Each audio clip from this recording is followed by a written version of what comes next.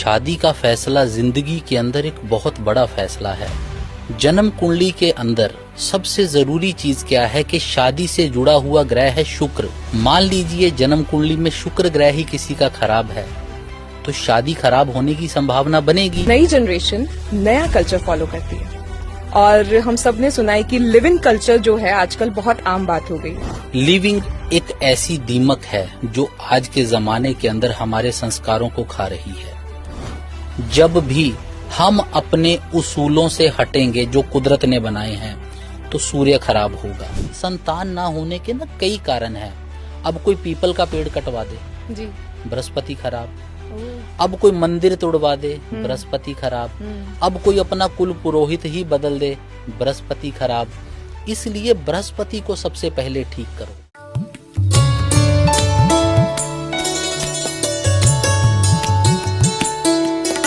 नमस्कार। आज की भागदौड़ भरी जिंदगी में हम सब किसी न किसी चीज के पीछे भागे जा रहे हैं। कोई पैसे के पीछे भाग रहा है तो कोई फेम के पीछे, कोई प्रेम का पीछा कर रहा है तो कोई पढ़ाई में सबसे आगे निकलना चाहता है। पर इस भाग दौड़ में जब कोई समस्या आ जाती है, कोई हर्डल आ जाता है तो मन चाहता है कि एक सही गाइडेंस करने वाला कोई हो। और गोल अचीव करने हैं तो स्पीड से ज्यादा सही डायरेक्शन मैटर करती है और ये डायरेक्शन हमें मिलती है एस्ट्रोलॉजी से, ज्योतिष से। सो आज हमारे बीच मौजूद हैं पंडित MS वत्स जी, जो कि हैं लाल किताब विशेषज्ञ। नमस्कार पंडित जी। नमस्कार पंडित जी, जैसे हमने बात की कि बहुत सारी चीज़ों के पीछे आजकल हम भाग रहे हैं। हर पर्टिकुलर फेज ऑफ लाइफ में हमारा कुछ ना कुछ गोल होता है कि हम ये अचीव कर लें, ये अचीव कर लें। पर जितनी हमें जल्दी होती है उतनी ही हम कई बार गलत डिसीजंस लेके अपने लिए प्रॉब्लम्स खड़ी कर लेते हैं। फिर उसके लिए हमें चाहिए होती है सही गाइडेंस।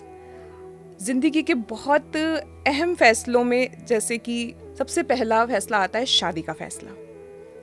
हम देखते हैं कि कई लोगों की तो शादीशुदा जिंदगी बहुत अच्छी चल रही होती है और कईयों की कुछ महीने भी टिक नहीं पाती। तो ऐसे में बहुत सारे सवाल खड़े हो जाते हैं। तो ज्योतिष में इन समस्याओं का क्या समाधान है? बहुत अच्छा सवाल किया है आपने, क्योंकि शादी का फैसला जिंदगी के अंदर एक बहुत बड़ा फैसला है जी। फॉर एग्जाम्पल मान लीजिए किसी इंसान की 25 साल की उम्र में शादी हो गई और मालिक ने उसको जीवन दिया 75, 80, 90 साल का, और अगर उसका वो फैसला गलत हो गया जी, तो उसकी ज़िंदगी के 50-60 साल यानी कि आधी से ज़्यादा ज़िंदगी खराब हो जाएगी।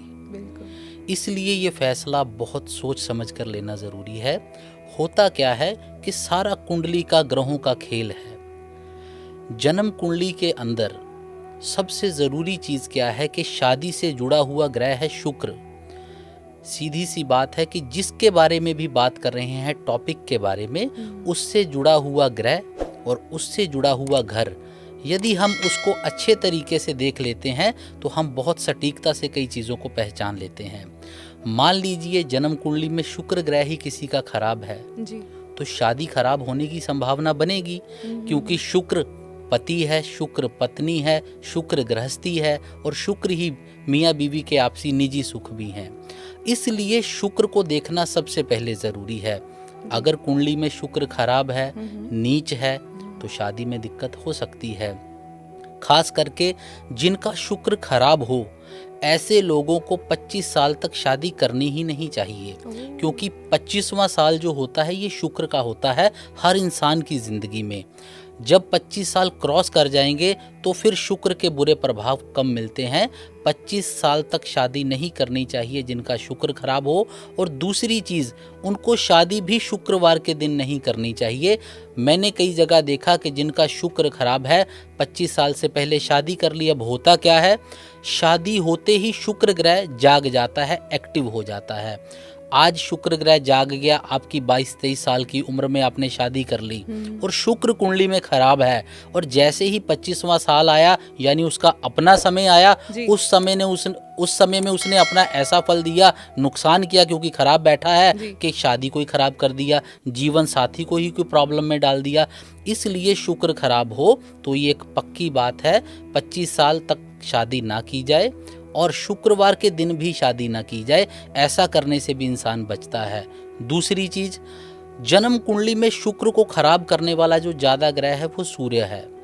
सूर्य को आग माना गया है, शुक्र को घी माना गया है।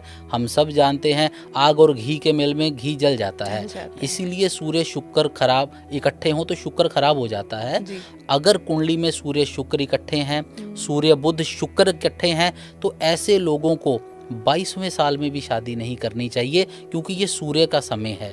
दूसरी चीज़ कि जिनका सूर्य शुक्र को खराब कर रहा हो, ऐसे लोग कभी भी रविवार के दिन और ख़ास तौर पर दिन के समय जब सूर्य निकला हुआ है उस समय शादी से परहेज़ करें, उनको इसमें फ़ायदा होगा।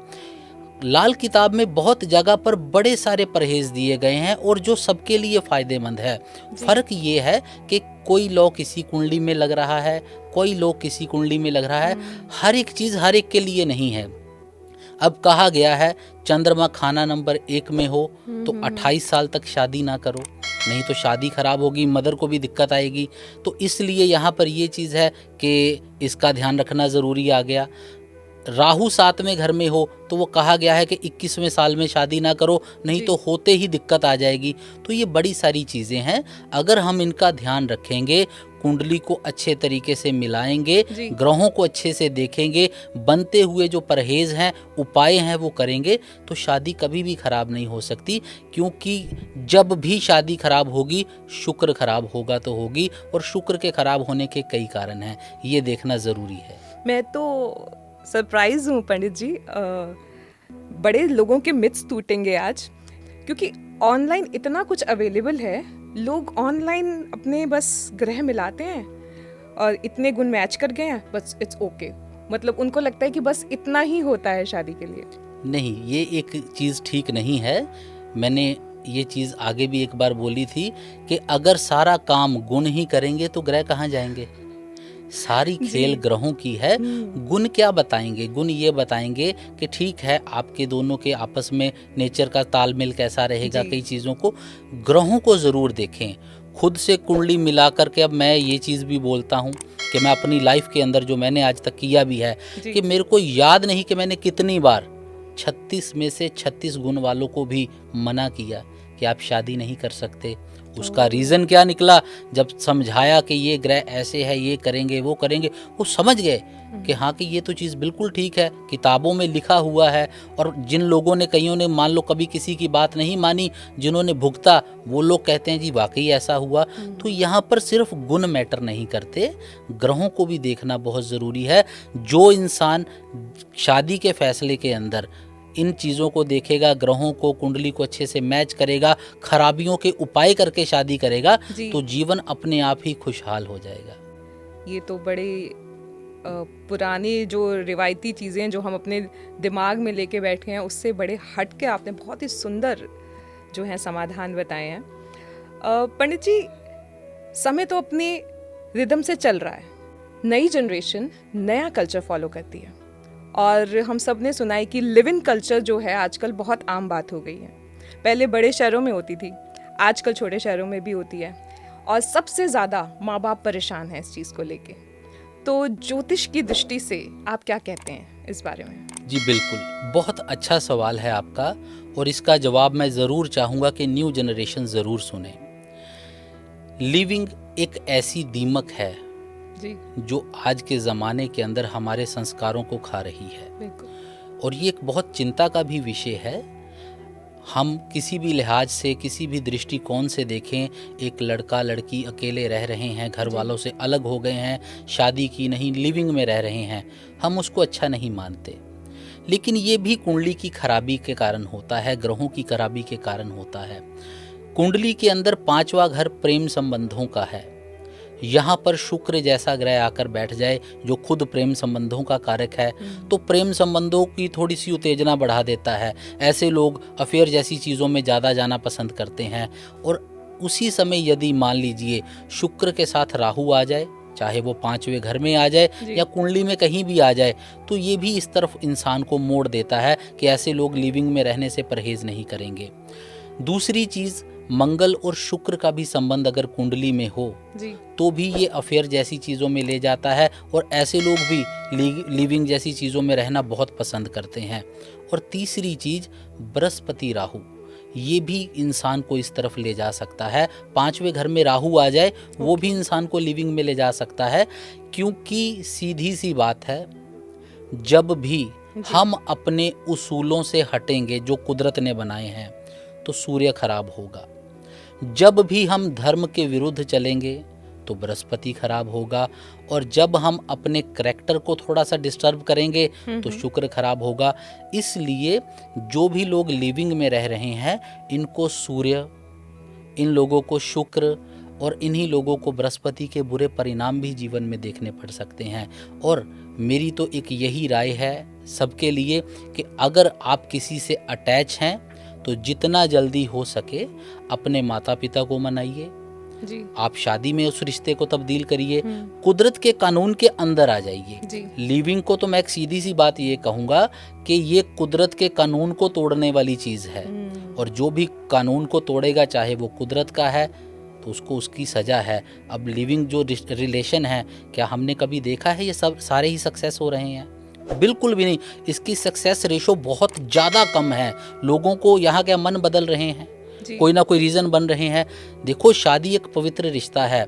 जब एक लड़का लड़की से फेरे लेता है ना तो अग्नि को साक्षी मानता है, एक बंधन बंधता है उस समय, और जब हम उस प्रोसेस से निकलते हैं ना तो वो एक छाप हमेशा के लिए दिमाग में रहती है कि भैया मैंने इससे शादी की है, मैंने ज़िंदगी भर निभानी है। जब अंदर एक ऐसे विचार घूमते रहते हैं, वो एक छाप छप जाती है ना, तो वो रिश्ता लंबा चलता है। लिविंग में ऐसा कुछ भी नहीं है। तो मैं इसीलिए कहूँगा इन चीज़ों से परहेज़ किया जाए, ऐसे रिश्तों को बिल्कुल ना रखा जाए। और अगर कोई किसी से बहुत ज़्यादा अटैच हो चुका है तो वो जितनी जल्दी हो शादी में तब्दील हो जाए वो रिश्ता, तो ही अच्छा रहेगा। नहीं तो जीवन में कभी ना कभी वो लोग अपने ग्रहों को ही खराब कर रहे हैं। शुक्र खराब होता है जब किसी का करैक्टर लूज हो जाए, और हम सब जानते हैं कि अगर कोई लिविंग में रह रहा है तो वो कहीं ना कहीं आपस में एक भी हो जाते हैं। तो ये चीज़ें ग्रहों की खराबी को बढ़ाएंगी। जीवन में परेशानियों को फेस करना ही पड़ेगा, जितना बचा जाए वही अच्छा है।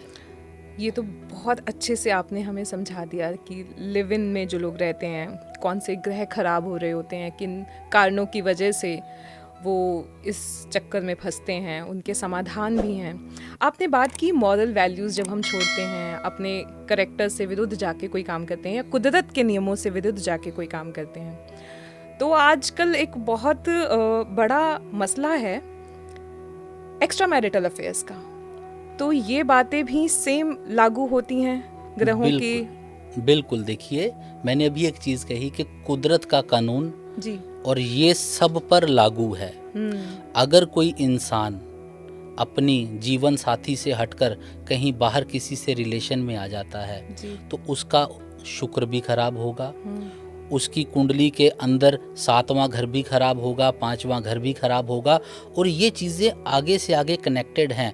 एक ग्रह दूसरे से कनेक्टेड है, एक घर दूसरे से कनेक्टेड है, तो वो जीवन में नुकसान मिलेगा। अब सीधी सी बात हम साधारण तौर पर भी सोचें तो हम हमेशा कहते आए हैं, हमारे पूर्वज कहते आए हैं कि कर भला हो भला, और बुरा किया तो उसका परिणाम बुरा।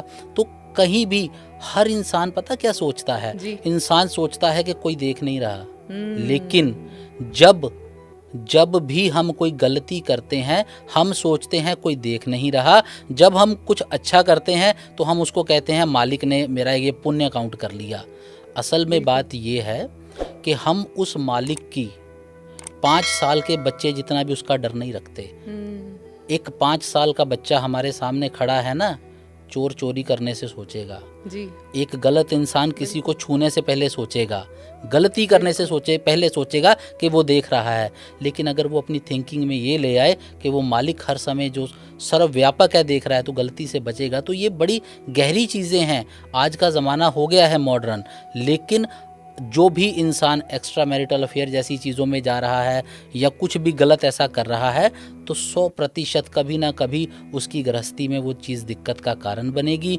उसका शुक्र खराब होगा और उसकी आमदनी पर उसका बुरा असर ज़रूर आएगा। सो मतलब जो सिर्फ दिख रहा है उससे कहीं ज़्यादा असर जो है हमारी ज़िंदगी में उन चीज़ों का पड़ता है। बिल्कुल बिल्कुल। देखिए सीधी सी बात है, बीज बोया है तो फल आने में कुछ दिन तो लगेंगे ना। इसलिए इंसान सोचता है मैंने अभी गलत किया, मेरा तो कुछ बिगड़ा नहीं, और जब तकलीफ आती है तो वो सोचता पता नहीं कहाँ से आई, क्या मेरे कर्म थे। लेकिन वो अपने ही कर्म का हिसाब है, किसी ना किसी रूप में आएगा ही आएगा। जी बिल्कुल, बहुत सुंदर बात कही है आपने बीज की बात की, आपने कर्मों के हिसाब की बात की।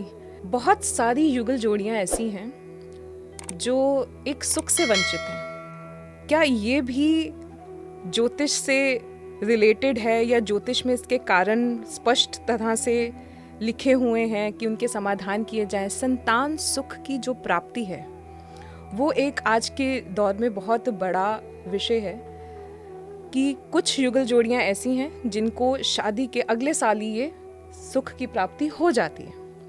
कुछ लोग लाखों रुपए के ट्रीटमेंट्स आज मार्केट में अवेलेबल हैं, वो लोग वो ट्रीटमेंट्स करवाते हैं, फिर भी उनके हाथ निराशा होती है।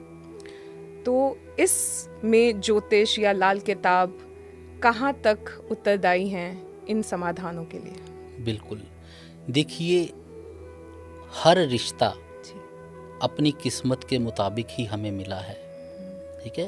कुंडली सब कुछ बयान करती है, भाई का सुख, बहन का सुख, बेटी का सुख, संतान का सुख। अब जन्म कुंडली की बात करें तो 5वां घर जन्म कुंडली का संतान का घर है। 5वें घर के ऊपर बृहस्पति और सूर्य का भी अधिकार है। जिन भी लोगों की कुंडली में जी।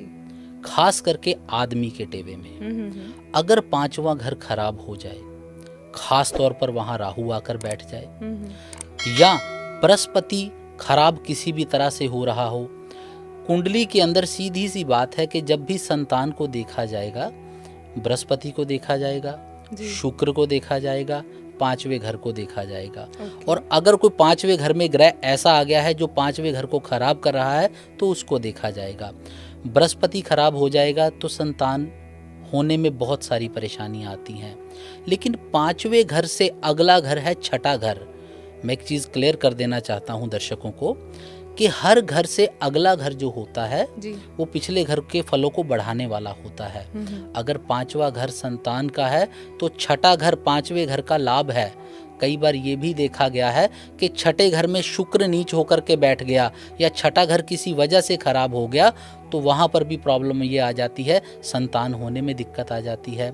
शुक्र का संबंध भी संतान से है क्योंकि मियाँ बीवी का आपसी रिलेशन, ये सारी चीज़ें शुक्र से शुरू होती हैं। तो शुक्र खराब होगा कुंडली में तो संतान का सुख प्रभावित हो सकता है।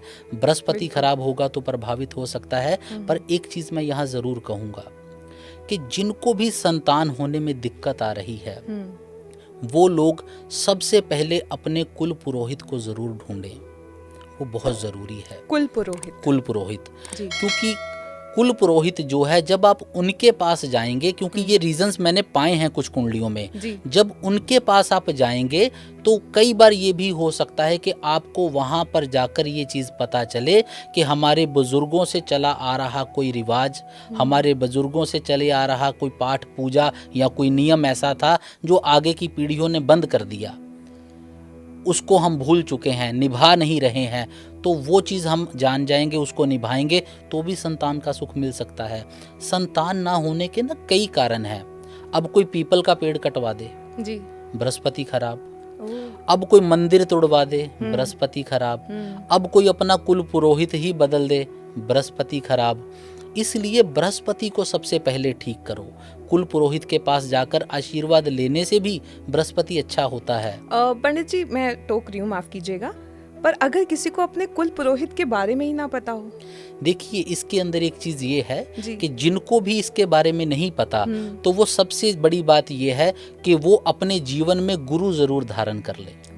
गुरु धारण करना बहुत ज़रूरी है। बृहस्पति को भी हम गुरु कहते हैं। जीवन में गुरु का होना बहुत ज़रूरी है। हम तो कहते हैं कि गुरु बिना गति नहीं। गुरु धारण होना बहुत ज़रूरी है। गुरु के आशीर्वाद से भी असंभव चीज़ें संभव होने लगती हैं। और दूसरी चीज़ ये है कि जिनको कुल पुरोहित का नहीं पता है वो कुंडली के बृहस्पति पर पूरा जोर लगाए। कुंडली के 5वें घर को ठीक करे। अब कुंडली का दूसरा, 5वां, 9वां, 12वां घर है बृहस्पति का। जी। कई बार ये भी देखा गया है कि बृहस्पति के शत्रु राहु, बुध, शुक्र जैसे ग्रह 2, 5, 9, 12 में ही बैठे हुए हैं, तो वो भी बृहस्पति को खराब कर रहे हैं। बृहस्पति को अच्छा कीजिए। अब ये हर एक की कुंडली कैसे बताती है ये तो देखकर ही पता चलेगा। बृहस्पति को अच्छा कीजिए, शुक्र को अच्छा कीजिए, तो जरूर लाभ होगा। लेकिन कुछ उपाय मैं बता देता हूँ, जिनको संतान होने में दिक्कत है वो जरूर करें। सबसे पहले चने की दाल, एक पीतल की प्लेट लीजिए, पीतल की प्लेट लेनी है। पीतल की प्लेट में चने की दाल भरिए जितनी भी आ जाए, और उसके ऊपर थोड़ा सा गुड़ रखकर 16 गुरुवार धर्म स्थान में रखें। दूसरी चीज, ऐसे लोग पीपल की पूजा जरूर करें। पीपल की पूजा करने से बहुत लाभ मिलता है। देखिए, बृहस्पति का काम है विस्तार करना जी। अब संतान का मतलब क्या है? वंश का विस्तार करना। वंश का विस्तार होगा ना, तो इसलिए बृहस्पति को जरूर पॉजिटिव करें। अपने बड़ों का आदर कीजिए, और पति पत्नी दोनों केसर का तिलक माथे पर लगाएं बुधवार छोड़कर, और कभी ना कभी ठंडे दूध में केसर का सेवन जरूर करें। इससे बृहस्पति पॉजिटिव होगा। बाकी कुंडली में जो ग्रह नीच है, अगर शुक्र खराब है तो उसका हल कीजिए। शुक्र को भी अच्छा करना बहुत ज़रूरी है। मैंने अभी बताया कि बृहस्पति, शुक्र ये दोनों संतान से जुड़े हुए ही हैं। इसलिए शुक्र को अच्छा करने के लिए सबसे पहले तो ये है कि जीवन साथी से अपने संबंध अच्छे रखें। गाय की सेवा करें। गाय की सेवा करेंगे तो भी लाभ मिलेगा। तो इन चीज़ों का ध्यान रखेंगे तो संतान का सुख भी अच्छा होने लगेगा और रास्ते ज़रूर बनेंगे। तो पंडित जी, ये तो आपने बहुत अच्छे से बताया कि संतान सुख की प्राप्ति की क्या क्या रेमेडीज़ की जा सकती हैं, या क्या कारण हैं जिनकी वजह से इसमें बाधा आती है। पर इसी से रिलेटेड एक और प्रश्न मेरे दिमाग में आ रहा है। जैसे आपने देखा होगा कि संतान सुख की प्राप्ति हो जाती है, बच्चे होते हैं पर बच नहीं पाते, या फिर कई कपल्स को बार बार मिसकैरेज ऐसे केसेस फेस करने पड़ते हैं। तो ऐसे में एस्ट्रोलॉजी में कौन से समाधान, कौन सी रेमेडीज़ हैं जिनसे लोगों का भला हो सकता है? बिल्कुल, देखिए, मिसकैरेज देखा गया है जब खास करके कुंडली के 5वें घर में जब राहु हो और गर्भ में खास करके मेल चाइल्ड हो, तो राहु पूरा जोर लगा देता है मिसकैरेज के लिए कि ये संतान जन्म ना ले पाए। क्योंकि 5वें घर में राहु जो है संतान पर ही दिक्कत ज़्यादा करता है।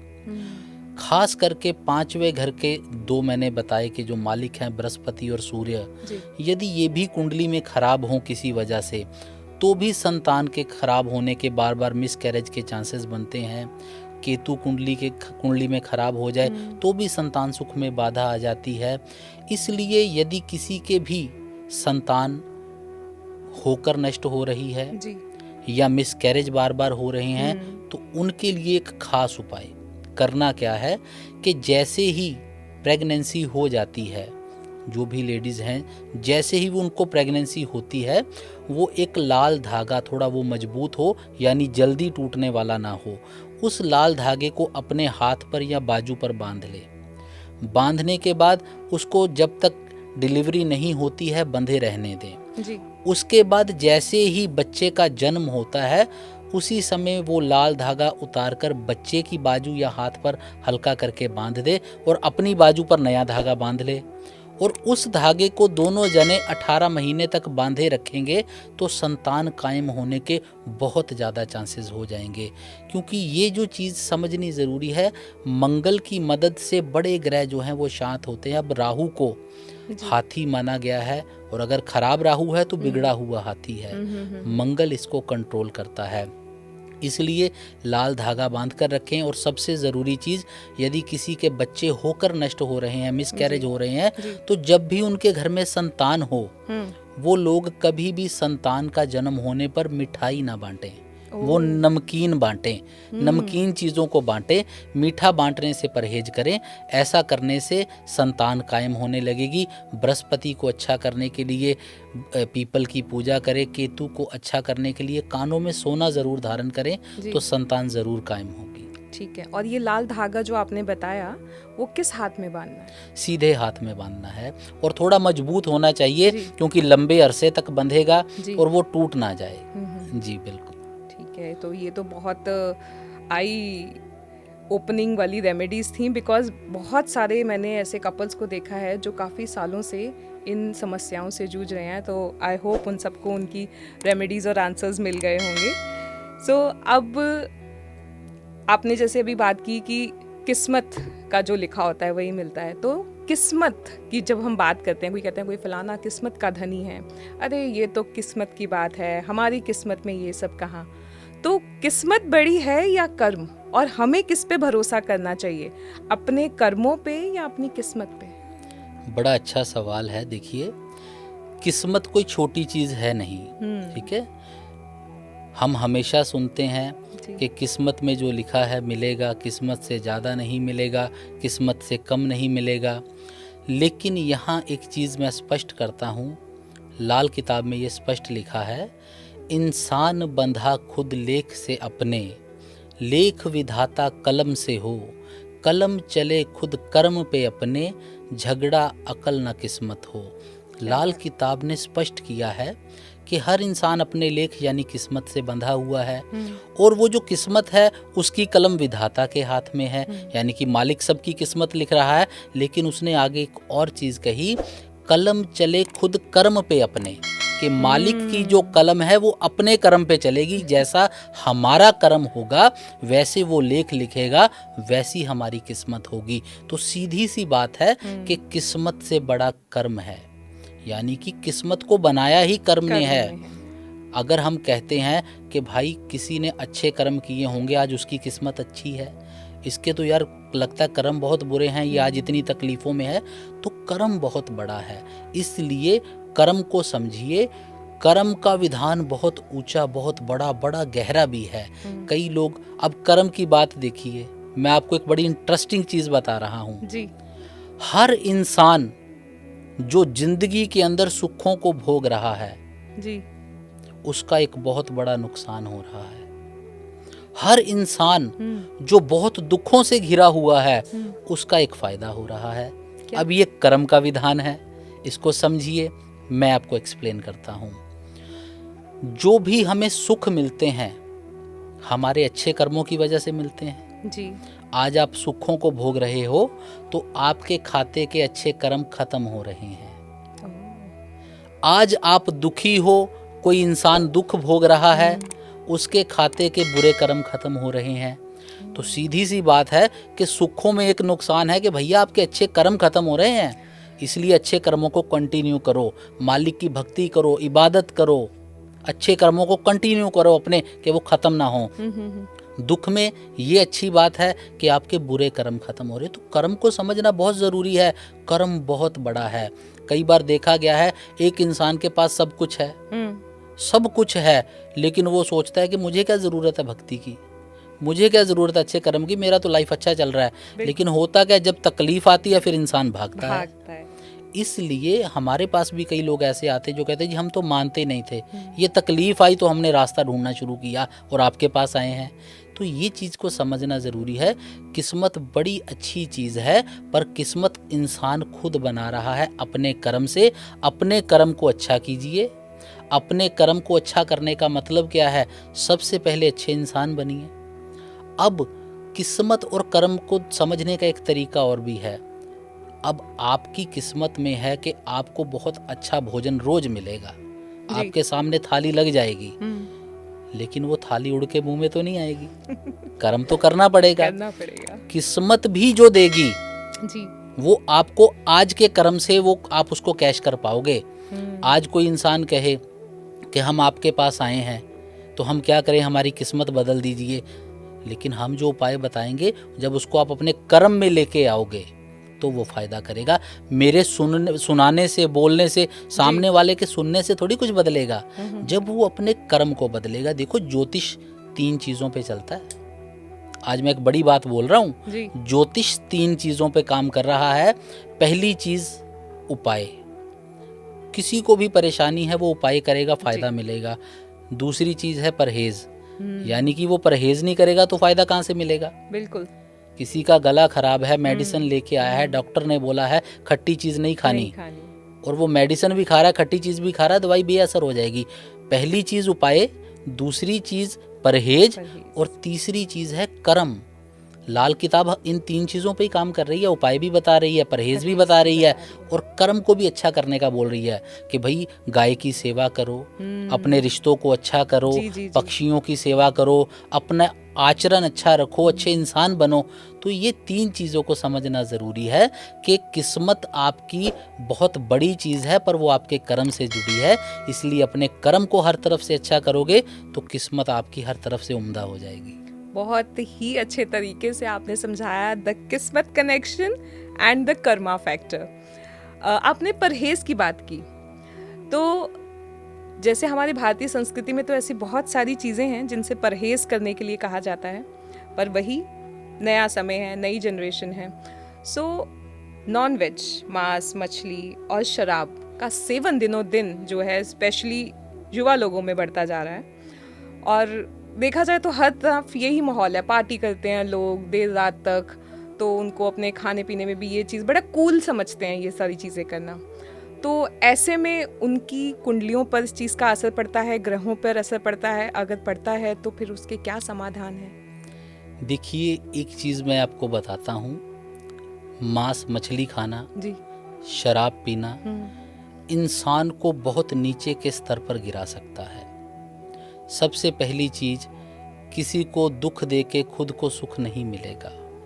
इंसान जो स्वाद ले रहा है ना, वो सिर्फ मसालों के हैं, मांस का कोई स्वाद नहीं है। यहाँ पर समझना ज़रूरी है कि अच्छा इंसान बनना, उसके अंदर क्या आता है कि सबका भला सोचना, किसी को तकलीफ ना देना। बिल्कुल। हम तकलीफ की बात तो क्या करें, लोग जीवों को मृत्यु दे रहे हैं। जिंदा जानवर पकड़ा 1 मिनट में मार के और दूसरे मिनट में पका लिया और तीसरे मिनट में खा लिया। ये बहुत बड़ी गलती है जो लोग कर रहे हैं। इंसान के लिए ये चीज़ नहीं बनी। देखो, मालिक ने इंसान को एक चीज़ दी है जो सबसे अलग है, वो है उसकी बुद्धि। दुनिया को उसने 5 हिस्सों में बांट दिया है। सबसे पहले जिनमें एक तत्व है, जल का तत्व, पेड़ पौधे। उसके बाद 2 तत्व, जितने कीड़े मकोड़े सांप बिच्छू। उसके बाद 3 तत्व, जितने भी परिंदे हैं, पक्षी हैं। उसके बाद 4 तत्व, यानी कि गाय भैंस घोड़े वगैरह जी। सिर्फ और सिर्फ एक इंसान, जिसे टॉप ऑफ द क्रिएशन भी कहा गया है, वो इंसान है। उसको बुद्धि दी गई है, विवेक दिया गया है। अगर हम इसका इस्तेमाल नहीं करेंगे तो मेरा ये मानना है कि इंसान और जानवर में फर्क नहीं है। जानवर की खुराक जानवर हो सकती है, लेकिन इंसान की खुराक जानवर नहीं है। अगर ऐसा होता कि इंसान की खुराक भी जानवर है तो मालिक इतनी वनस्पतियां ना बनाता। आप देखिए, एक पेड़ पर एक फल लगता है ना जी, तो एक फल के अंदर 10-20 बीज निकल आते हैं और एक बीज से पूरा फिर पेड़ निकल आता है। उसने हमारे लिए व्यवस्था बड़ी की, लेकिन हमने एक गलत रास्ते को इख्तियार किया। अब कुंडली क्या कहती है जी? जन्म कुंडली में शनि एक ऐसा ग्रह है जिसे न्याय का देवता भी कहा गया है। शनि कहता है तू अच्छा कर तो मैं अच्छा करूंगा, तू बुरा कर तो मैं बुरा करूंगा। और जीव हत्या से शनि टोटल अगेंस्ट है। जो भी लोग जीव हत्या करते हैं या कराते हैं, शनि बिगड़ेगा। तो मेरा ये मानना है, जो भी शराब पीते हैं, शराब पीने से भी शनि खराब होता है, क्योंकि शराब पीने से भी हम अपनी बुद्धि का संतुलन जो है वो खो देते हैं, गलत फैसले ले सकते हैं। तो शराब मांस अंडे के सेवन से क्या है, शनि बिगड़ेगा। शनि कुंडली के 10वें घर का मालिक पक्के तौर पर है, 11वें घर का मालिक पक्के तौर पर है। तो मेरा ये मानना है, जो भी लोग ये खाएंगे उनको कभी ना कभी बड़े स्तर पर 10वां घर कामकाज का है, अपनी मान प्रतिष्ठा का है, उसमें नुकसान देखने को ज़रूर मिलेगा। 11वां घर लाभ स्थान है, उनको जीवन में बड़े बड़े जो लाभ उनको चाहिए उनमें भी नुकसान कभी ना कभी किसी रूप में ज़रूर देखने को मिलेंगे। और एक चीज़ मैं अध्यात्म के तौर पर भी जोड़ देता हूँ कि कहा गया है, बकरी पाती खात है फिर भी निकली खाल, जो बकरी को खात है उसका कौन हवाल। यानी कि ये चीज़ कही गई है कि जो लोग मांस खाएंगे अध्यात्म के तौर पर भी उनका मन शुद्ध नहीं रहेगा, मन शुद्ध नहीं होगा, विचार शुद्ध नहीं होंगे, विचार शुद्ध नहीं होंगे तो करनी पर भी फर्क पड़ेगा। और सीधी सी बात अभी हमने कही कि करनी यानी कर्म जब थोड़ा सा बिगड़ेगा तो किस्मत बिगड़ेगी। तो इसलिए इन चीज़ों का ध्यान रखें। शराब, मांस, अंडा हमारे लिए नहीं बना है, इनसे परहेज किया जाए तो अच्छा है। कुंडली इससे बहुत ज़्यादा फायदा करती है अगर हम इन चीज़ों से बचे रहेंगे। तो मतलब चाहे ये एक अपनी अपनी मर्जी का विषय है, पर अगर आप अपनी मर्जी कर रहे हैं तो फिर उनके जो आगे, बिल्कुल देखिए कुदरत का कानून सब पे लागू है, किसी को तकलीफ दोगे तो तकलीफ आएगी, ठीक है ना। इसलिए परहेज रखेंगे तो फायदा है, नहीं तो ये चीज़ें आज नहीं तो कभी ना कभी समझ ज़रूर आएंगी। बिल्कुल। और एक चीज़ तो मेरी समझ में आ गई है कि ज्योतिष के पास, एस्ट्रोलॉजी के पास हमारी ऑलमोस्ट हर समस्या का समाधान है, पर हमें लगता है कि हमारी हर समस्या की जड़ जो है वो है पैसा। मतलब the whole thing is that कि भैया सबसे बड़ा रुपया, अच्छी एजुकेशन चाहिए, पैसा चाहिए, ठीक है। आपने अच्छे घर में रिश्ता करना है तो आपको मतलब पैसे और सुख वाला होना चाहिए। तो हर चीज़ जब आके पैसे पे ही रुकती है तो क्यों ना आप हमारे दर्शकों को धन में बरकत लाने की कोई रेमेडीज बताएं या कुछ ऐसी समाधान बताएं जो ज्योतिष में हो। देखिए पैसा वाकई ही बहुत बड़ी ज़रूरत है, पैसा गलत नहीं है, पैसे का इस्तेमाल गलत नहीं होना चाहिए जी। पैसा ज़रूरी है। ज्योतिष में कुंडली के दूसरे घर को धन भाव कहा गया है, इसलिए कुंडली का दूसरा घर इसको एक्सप्लेन करता है कि इंसान का धन कैसा रहेगा। कुंडली के अंदर चंद्रमा और शुक्र दो ऐसे ग्रह हैं जो पैसे से जुड़े हुए हैं, ये इनकी स्थिति बताएगी पैसा कैसा है। तो पैसे को अच्छा करने के लिए कुंडली को देखना बहुत ज़रूरी है। अगर किसी की कुंडली के दूसरे घर में राहु है तो लाल किताब में कहा गया कि धन का धुआं निकाल देगा, क्योंकि राहु धुआं है। तो ये चीज़ है, कुंडली के दूसरे घर को अच्छा किया जाए। अब ये हर एक कुंडली के अलग अलग फल हैं, किसी की कुंडली में क्या कंडीशन है। कुंडली के अंदर दूसरा घर बिगड़ेगा तो पैसा बिगड़ेगा, चंद्र शुक्र बिगड़ेंगे तो पैसा बिगड़ेगा। इन चीज़ों को ठीक करना बहुत ज़रूरी है, लेकिन एक उपाय ऐसा जो सारे कोई भी करेगा उसको फ़ायदा मिलेगा, क्योंकि हर बंदे की कुंडली में अपनी अपनी खराबी है, वो कुंडली देखकर ही दूर हो सकती है। पर एक उपाय बहुत कारगर जो मैं बताता हूँ वो फ़ायदा करेगा। चंद्र और शुक्र दोनों ग्रह पैसे से जुड़े हैं, और एक चीज़ ऐसी है जिस पर दोनों का ही तकरीबन अधिकार है, वो है सफ़ेद मक्खन। दूध से बना है और वो मक्खन जो है वो शुक्र की चीज़ भी मानी जाती है। इसलिए अगर किसी को फाइनेंशियली दिक्कत है, 43 दिन लगातार घर का निकला हुआ सफ़ेद मक्खन, अगर वो धर्म स्थान में जाके, कृष्ण जी को मक्खन प्रिय है तो कृष्ण जी के आगे मक्खन रखता है और अपने धन की अरदास करता है, कुंडली दिखाकर चंद्र शुक्र के भी उपाय करने जरूरी है, लेकिन ये मक्खन वाला उपाय यदि कोई 43 दिन कर दे, लगातार मंदिर में रखेगा, तो उसके पैसे के हालात बहुत अच्छे होने शुरू हो जाएंगे। गाय की सेवा करने से बड़ा लाभ मिलता है, गाय की सेवा करिए, 43 दिन मक्खन मंदिर में लगातार रखें तो फाइनेंशियली हालात अच्छे ज़रूर होंगे। तो आज बहुत सारे सवालों के जवाब पंडित MS वत्स जी ने हमें दिए। अगर आपके दिमाग में कुछ और भी प्रश्न उठ रहे हैं या आपको कुछ और डाउट्स हैं या फिर आप अपनी कुंडली दिखाना चाहते हैं तो आप संपर्क कर सकते हैं पंडित MS वत्स जी से। स्क्रीन पर उनका पता और फ़ोन नंबर फ्लैश हो रहे हैं। पंडित जी, आपने हमारे बहुत सारे सवालों के जवाब दिए, आपका बहुत बहुत शुक्रिया। धन्यवाद।